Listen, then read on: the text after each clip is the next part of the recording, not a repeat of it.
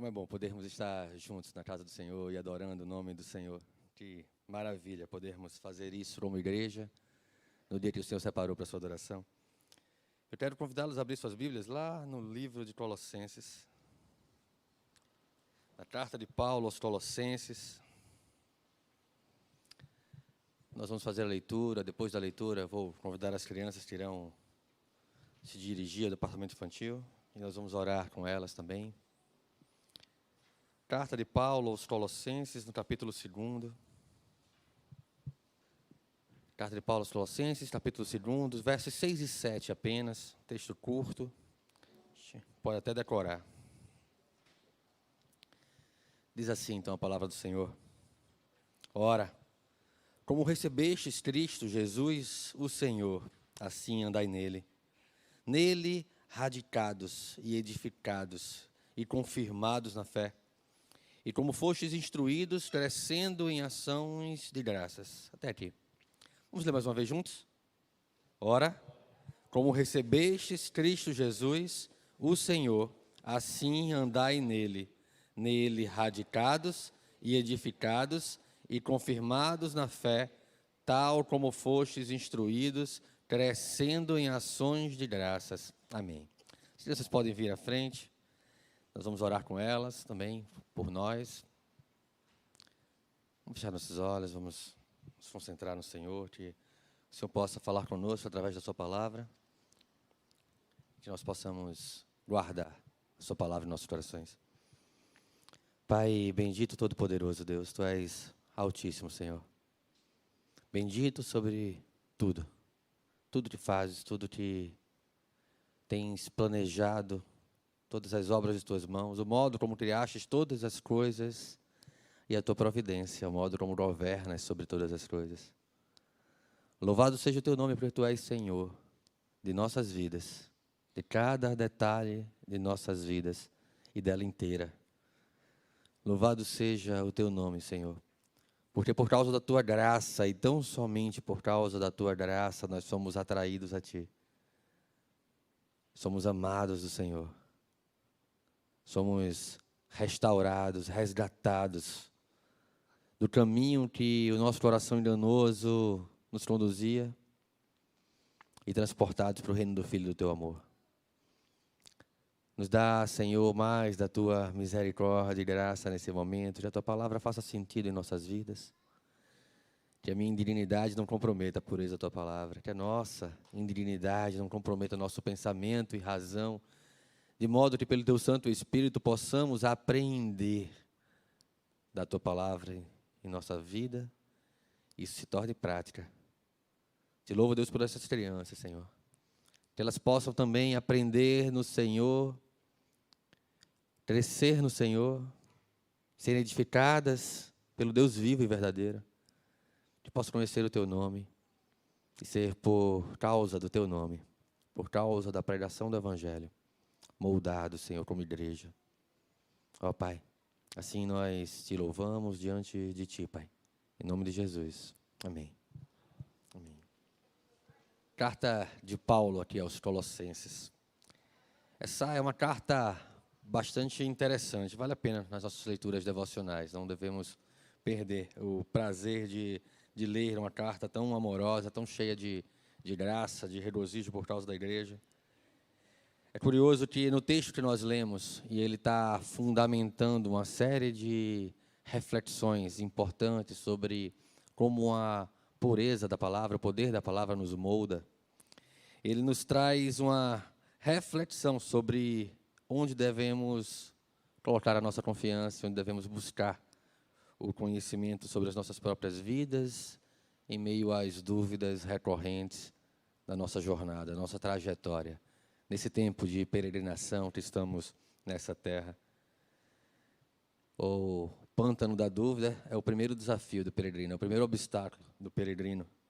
E nesse pântano da dúvida, quando muitas vezes nós somos colocados sem saber qual é a vontade do Senhor, ou o que Deus quer de mim, ou o que Deus quer com isso, ou o que Deus vai fazer a partir disso, nós não temos outro lugar a recorrer senão na palavra do Senhor, senão na exposição da revelação do Deus vivo, de modo que todas as coisas fundamentais à nossa vida, à nossa jornada, à nossa trajetória, ao conhecimento de nós mesmos, só pode ser encontrado num lugar que é absoluto, que é verdadeiro, que é inspirado, que é inerrante, que é o fundamento de toda a nossa fé e das nossas convicções que nos trazem até aqui, como igreja, que é a sua palavra.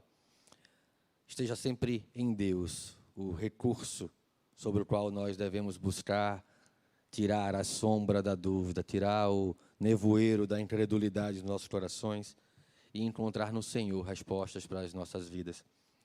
Se você conhece um pouquinho de filosofia, você já deve ter ouvido falar no oráculo de Delfos, né? E a expressão, conhece-te a ti mesmo. Mas se você não conhece quase nada de filosofia, você já deve ter ouvido uma expressão que diz assim, se enxerga, né? Se conhece. Tenta se reconhecer antes de tentar tirar qualquer conclusão sobre qualquer coisa, e não tem outro lugar sobre o qual nós podemos nos conhecer melhor do que nós mesmos, do que os nossos parentes, nossas famílias, senão naquele manual que o Criador das nossas vidas escreveu sobre nós, sobre o plano de redenção que Ele então traçou para cada um de nós, para a igreja como comunidade, porque é um plano extensivo a toda a comunidade da fé, a toda a igreja invisível que no tempo e na história é levantada para formar esse povo de propriedade exclusiva do Senhor, para formar essa nação santa, e também individualmente, porque Deus também é um Deus de perto, que está como a sombra à nossa direita, como diz o salmista lá no Salmo 121. Ele não cochila nem dorme, aquele que te guarda. E esse é um privilégio que nós temos enquanto igreja, sobre os quais nós devemos fundamentar a nossa esperança.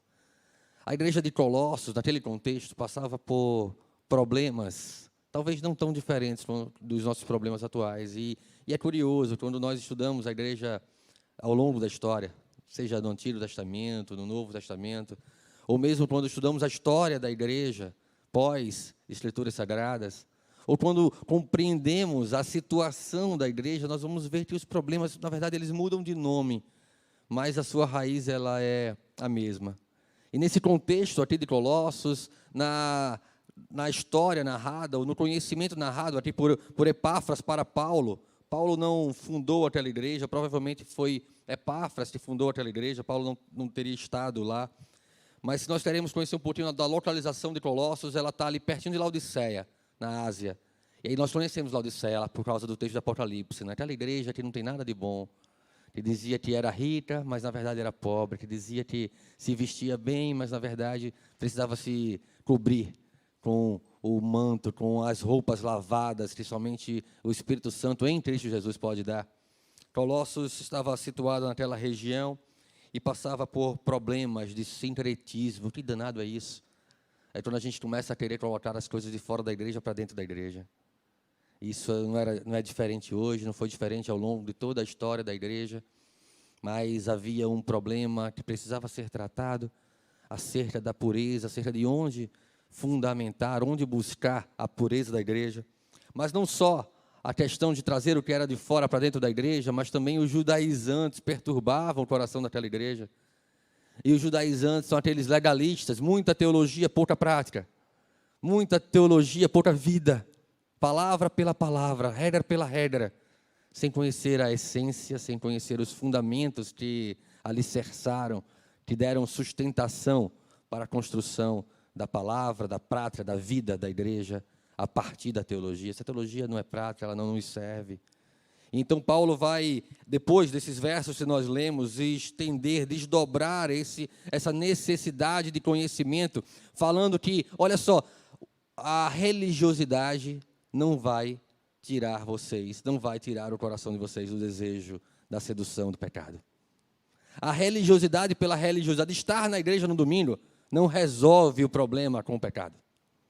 E Paulo vai dizer no começo do capítulo 3 que somente olhar para a cruz, fitar os olhos em Cristo Jesus, buscar as coisas do alto, onde Cristo vive, é suficientemente forte para nos fazer vencer as dificuldades, a tentação do pecado e de uma vida sem Deus.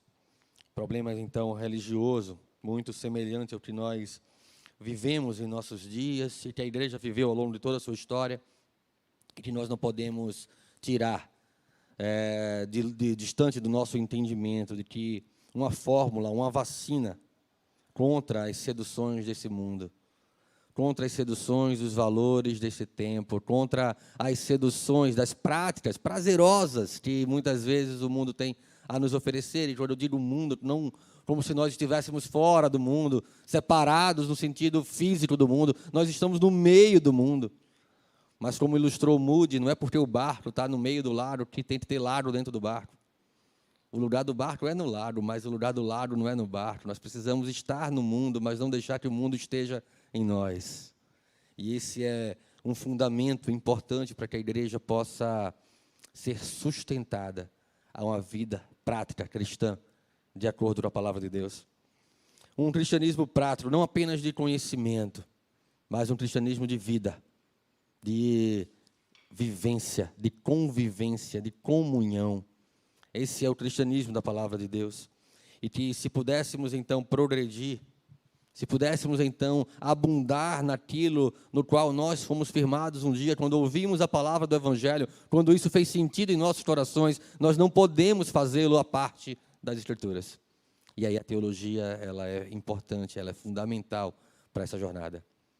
Por isso nós precisamos associar aquilo que recebemos em Cristo, aquilo que nós vivemos porque recebemos em Cristo Jesus. E essa é a exortação desses versos tão curtos, mas tão profundos. E a primeira reflexão que eu queria poder trazer para vocês é exatamente sobre o que nós recebemos em Cristo Jesus. O que veio com Cristo para nossas vidas, quando nossas vidas foi um dia restaurada e renovada e regenerada, gerada de novo pelo Espírito Santo. Porque o que nasce da carne é carne, já disse Cristo a Nicodemos, quando interrogado sobre o reino dos céus. Mas o que nasce do Espírito é Espírito, e quando nós nascemos de novo, e essa é uma exigência, é um fundamento para entrarmos no reino de Deus. Cristo ensinou assim a Nicodemos. Quando nós nascemos de novo, nascemos do Espírito, nascemos em Cristo Jesus, por causa do sacrifício de Cristo Jesus, pagando o preço pelos nossos pecados, por todos os nossos pecados. Apesar de termos muitas vezes consciência clara de como abundou o nosso pecado, a graça de Deus superabundou sobre todo ele. O Evangelho de Jesus Cristo é o nosso tesouro mais valioso. É o que temos de mais importante, de mais poderoso. Nós oramos isso logo no início do culto. Não há outro lugar onde nós devemos recorrer senão ao Senhor. Não há outro Deus, não há outra fortaleza, não há outro consolo, conforto como o Senhor. Tem coisas que só o Senhor pode nos dar. E por isso nós precisamos saber como buscar, onde buscar. Por isso nós precisamos ter intimidade, conhecimento, convivência com o Deus vivo e verdadeiro, usando dos meios de graça, usando da palavra, da leitura da palavra, das orações, da comunhão, usando da comunhão da igreja para sermos fortalecidos mais e mais nessa relação, uma vez que somos atraídos pelo Deus vivo para vivermos mais próximos, mais seguros, mesmo em meio a circunstâncias adversas. Uma segurança que não é uma segurança natural, acerca de circunstâncias que possam acontecer em nossas vidas, mas é uma segurança de coração, de alma, de paz, que excede todo o entendimento, que cobre as nossas ansiedades, transforma em paz, transforma em tudo que é bom, que é perfeito, que é amável, substitui o nosso pensamento ansioso, impaciente, por uma calmaria, uma quietude que vem da fé, e nunca a parte da fé. O Evangelho, então, é esse tesouro, ele é todo suficiente. Porque quando nós estávamos mortos, nós andávamos alienados acerca de Deus. Nós andávamos desconhecedores de onde encontrar respostas para o pântano da dúvida. E então a margem mais próxima, voltar para os velhos hábitos, para o velho caminho, era sempre o caminho mais fácil. Por mais que nós tentássemos, por princípio, por talvez uma consciência rasa da lei de Deus, entrar num caminho de valores cristãos, um caminho de valores talvez morais interessantes, mas quando nós éramos postos num pântano da dúvida, nós tendíamos a ceder à inclinação do nosso coração enganoso e buscar segurança onde Deus não está. E talvez nos desesperar, e talvez nos angustiávamos, e talvez nos ficávamos impacientes, e talvez ficávamos inseguros, mas não com o Senhor, porque Ele é auxílio no pântano da dúvida, porque Ele nos sustenta, porque Ele é um caminho seguro, quer em pastos verdejantes ou no vale escuro como a sombra da morte. Ele nos dá a certeza de estar conosco em todo o tempo, em todas as circunstâncias. A pergunta 20 do nosso breve catecismo, dos símbolos de fé da igreja, ela nos questiona sobre se deixou Deus, todo o gênero humano, perecer no estado de pecado e miséria. E essa é a base da nossa consciência, uma vez diante do Evangelho da Graça. Se nós não tivermos consciência de que éramos pecadores, se nós não tivermos consciência de que carecemos da glória de Deus, como Paulo escreve aos Romanos, o nosso conceito de graça ele vai ser raso. Porque o nosso conceito de graça e do amor de Deus, da largura, da altura, da profundidade do amor de Deus, como Paulo descreve aos Efésios, ele é raso tão quanto o nosso conceito de pecado. A nossa consciência de pecado.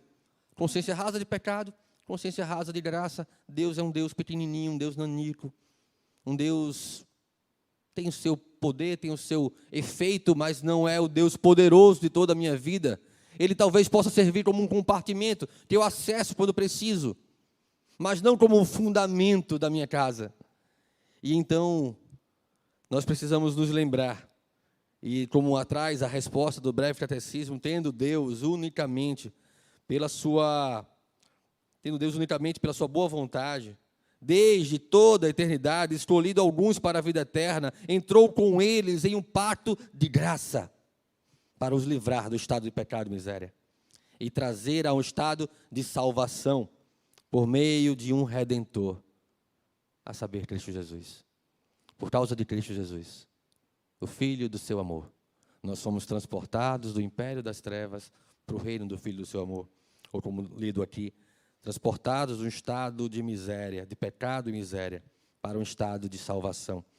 A exortação de Paulo aos Colossenses, ela também foi dirigida em outras cartas. Nós vamos ver isso, em Coríntios, quando ele vai dizer: irmãos, venham lembrar-vos do evangelho que vos anunciei, o qual recebestes e no qual ainda perseverais. Percebam que Paulo está sempre ligando o evangelho que foi recebido com a prática de vida, com a perseverança, com a maneira como nós estamos vivendo esse evangelho. Aos Filipenses, capítulo 4, verso 9, ele vai dizer: o que também aprendestes e recebestes e ouvistes e vistes em mim. Pregação e prática. Isso praticai, e o Deus da paz será convosco. Jesus salvou cada um de nós da justa ira de Deus, transformando-nos em igreja, transformando o nosso querer, a nossa vontade, o nosso coração. O evangelho da verdade é um evangelho de redenção, é um evangelho de salvação, mas não é um vale-céu que você pega, guarda e fica lá reservado para usar, quando for então encontrar com Cristo, não. Ele exige uma responsabilidade santa, num nível tão alto que Deus vai dizer: sede santos, porque eu, o Senhor, sou santo. Mas como nós podemos ser santos? E aí Cristo nos dá o meio para isso, porque Ele nos dá o seu Espírito Santo e nos põe habilitados para toda boa obra, a qual Deus preparou de antemão para que andássemos nela. O Espírito Santo, o Espírito que nos dá a consciência e iluminação sobre a palavra, nos fundamenta, nos molda e nos capacita a vivermos essa palavra. Se recebemos Cristo, devemos concordar com Cristo. E concordar com Cristo é amar o que Cristo ama e odiar o que Cristo odeia. Se recebemos Cristo, precisamos consentir com a sua vontade, entregar as nossas vidas à dependência de Deus na sua palavra, entregar as nossas vidas para ser moldada por uma palavra viva e eficaz, poderosa, a ponto de dividir aquilo que não se divide, poderosa a ponto de transformar um coração inclinado para o pecado, para a miséria, para a perdição, e então fazer desse coração um coração de carne, um coração sensível, um coração capaz de perceber a miséria de sua vida e encontrar em Cristo Jesus escape, olhando para as coisas do alto, onde Cristo vive, e não para as coisas dessa terra. Então, entregando as nossas vidas à sua vontade, nós temos em Cristo Jesus habilidade, nós temos tempo e inclinamos a Ele os nossos pensamentos e propósitos para que a nossa vida o glorifique. A nossa vida precisa ser uma vida vivida para a glória de Deus. Os nossos relacionamentos precisam ser vividos para a glória de Deus. Os nossos sonhos e planos precisam ser vividos para a glória de Deus.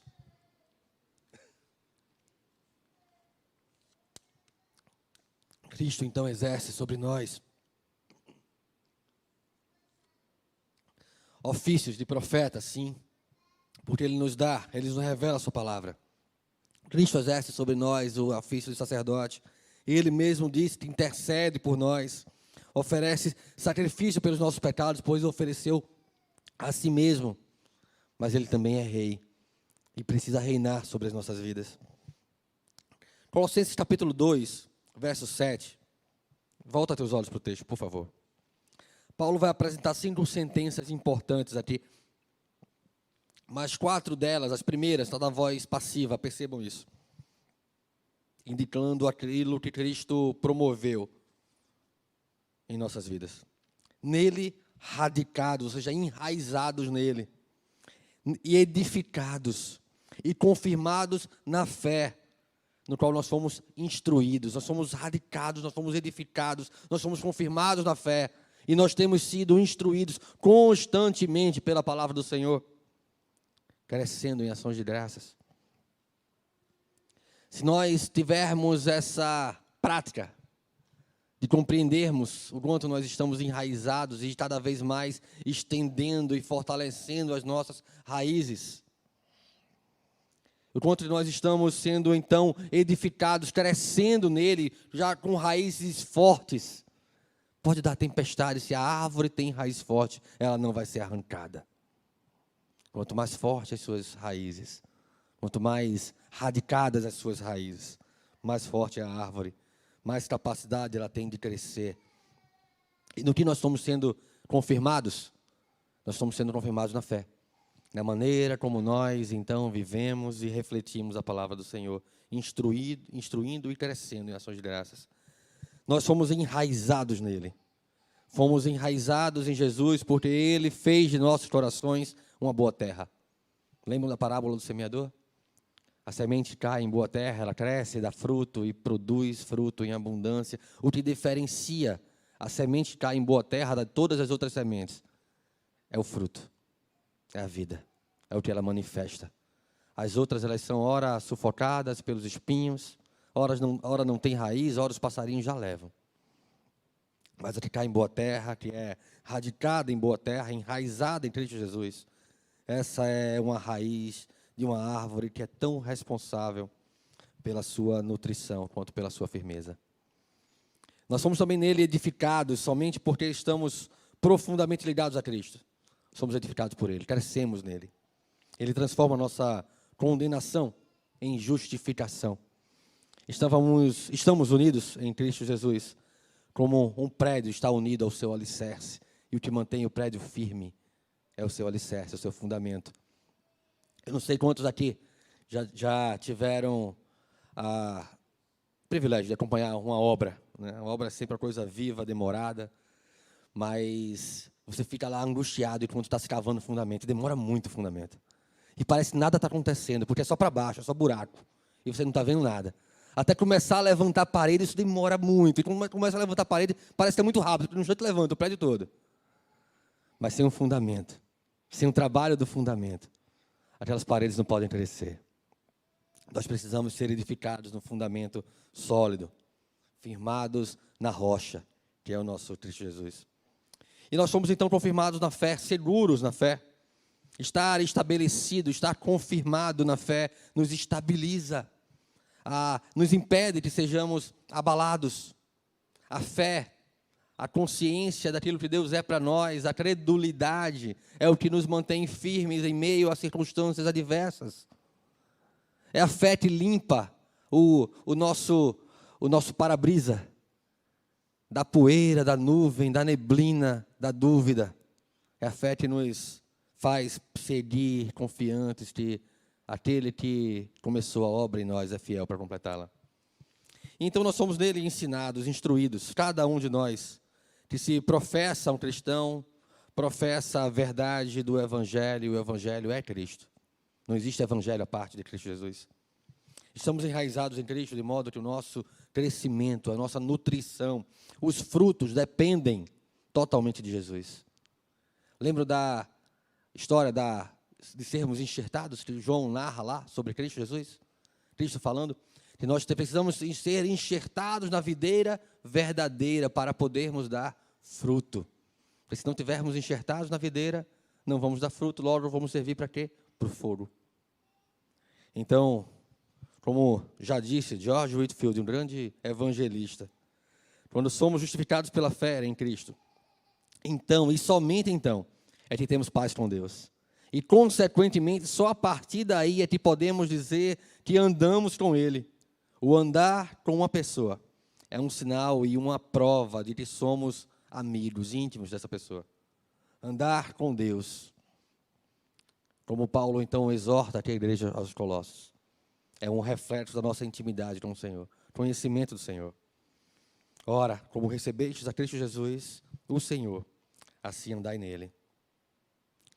Andar nele é um imperativo para a vida do crente, é um imperativo para nossas vidas. Nós precisamos andar cada vez mais de acordo, moldados, aproximando a prática do discurso, a prática da fé, a vida da fé, para que nós possamos, então, ter clareza do quanto nós somos igreja em Cristo Jesus.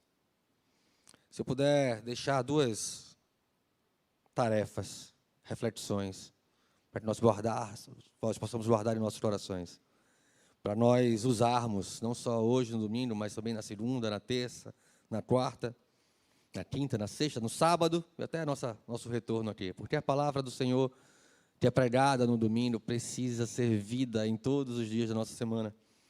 É que, primeiro, nós devemos sempre ter a nossa mente naquilo que nós recebemos em Cristo Jesus. Fundamentar. Paulo vai escrever uma coisa aos Coríntios. Na segunda carta de Paulo aos Coríntios, capítulo 3, ele vai dizer que o nosso conhecimento, o nosso entendimento, a nossa mente, a nossa maneira de pensar tem que ser cativa a Cristo Jesus. Tem que estar subordinada, submissa a Cristo Jesus. Isso implica na responsabilidade de conhecermos a palavra do Senhor, para que então colocarmos o nosso pensamento, guardarmos o nosso pensamento sob o guarda-chuva da autoridade do Senhor. Então, nunca devemos nos esquecer que o maior tesouro, que é a palavra de Deus, está acessível a nós, e nós podemos encontrar nela resposta para as nossas dúvidas, consolo para os nossos corações. Estudar a palavra de Deus, falar sobre o que Cristo fez em nós, ensinar aos nossos filhos, aos nossos parentes, aos nossos amigos, o Evangelho, o poderoso Evangelho da salvação. Isso é um primeiro dever, uma primeira responsabilidade. E uma segunda é que nós devemos viver de acordo com aquilo que recebemos. Às vezes falar é até menos difícil. Ler, aprender e falar é até menos difícil. Viver. Viver é o grande desafio e a grande jornada do crente. A nossa grande peregrinação. Enquanto estamos nessa terra, o nosso grande desafio é vivermos aquilo para o qual nós somos chamados.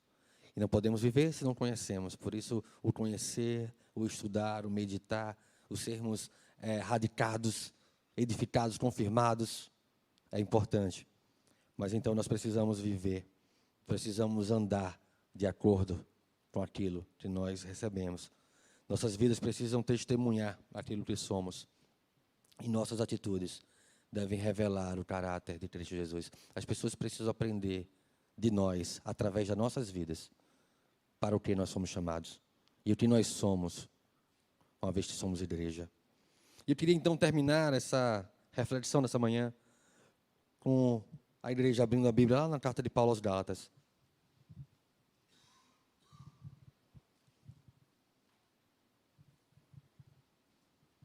Carta de Paulo aos Gálatas, no capítulo 6, versos 7 e 8. Carta de Paulo aos Gálatas, capítulo 6, versos 7 e 8. Diz assim: não vos enganeis, de Deus não se zomba. Em algumas traduções trazem: Deus não se deixa escarnecer, pois aquilo que o homem semear, isso também se fará. Porque o que semeia para a própria carne, da carne colherá corrupção. Mas o que semeia no Espírito, para o Espírito, do Espírito colherá a vida eterna. Não se deixe enganar. Há dois terrenos sobre o qual plantar a nossa vida, a nossa jornada. O que semeia para a carne só pensa nas coisas desse mundo, nos rudimentos desse mundo, nas intrigas e desfavores desse mundo, nos valores do tempo presente, no status, do prazer desta vida.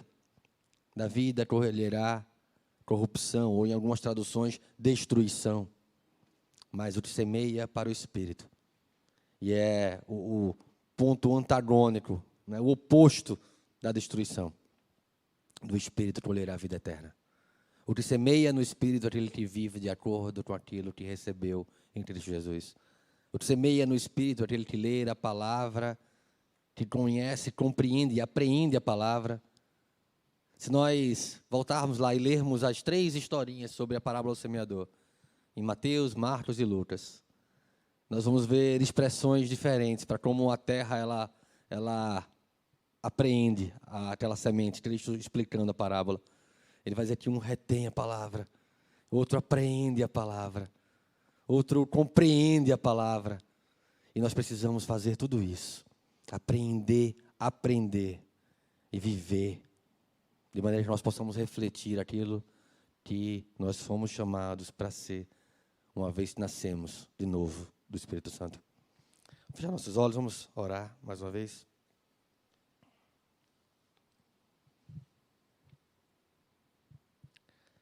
Pai bendito, todo-poderoso Deus, Tu és altíssimo, Deus, sobre todas as coisas, e não há nada que fuja do controle das Tuas mãos. Tu és um Deus soberano, que guarda a nossa vida, mas que nos dá responsabilidades. E quanto mais conhecimento, mais responsabilidade. Quanto mais aprendemos de Ti, mais precisamos viver. Ó Deus, tem misericórdia de nós. Tem misericórdia de nós, que aqui estamos todos os domingos aprendendo do Senhor. E nos dá da Tua graça, porque tão somente pela Tua graça nós podemos viver aquilo que precisamos viver. O que nos habilita é o Teu Santo Espírito. Mas nos ensina, Senhor, nos ensina, a uma vez habilitados pelo Teu Espírito, vivermos de modo digno do Evangelho, do poderoso Evangelho do Senhor. Em nome de Jesus, Pai. Amém.